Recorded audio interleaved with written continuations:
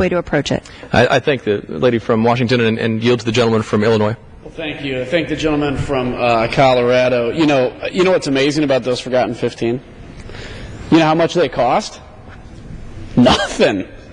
I mean, isn't that great? I mean, when you think about it, we're talking about something out of Washington, D.C. that doesn't cost anything is actually going to do something. I mean, how often does that happen? Well, if you look a couple of years prior, or actually I guess a year ago, 4 years prior, everything that came out of here cost a lot of money.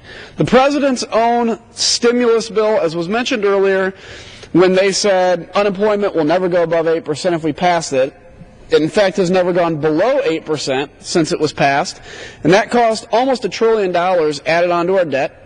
And I actually remember once I was doing an interview, and there was a fellow congresswoman from the other side that was a Democrat that said, well, you know, the problem with the first stimulus is it wasn't large enough.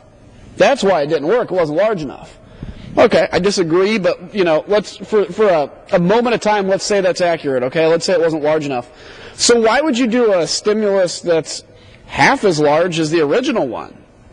Truthfully, to be honest with you guys, I think that the president has no intention of his jobs plan, his stimulus 2, passing the House of Representatives. And in fact, I think if we actually voted on it and passed it tomorrow, there'd be some panic in the administration because they know that's not going to be a job creation plan. That's a thing to talk about. This is a real job creation plan right here. The bills that we have over in the Senate. And it's time that today we look, Senator Reid, take up the bills, vote them down if you want to vote them down, but give the American people a voice. They can't have a voice when they sit on your desk.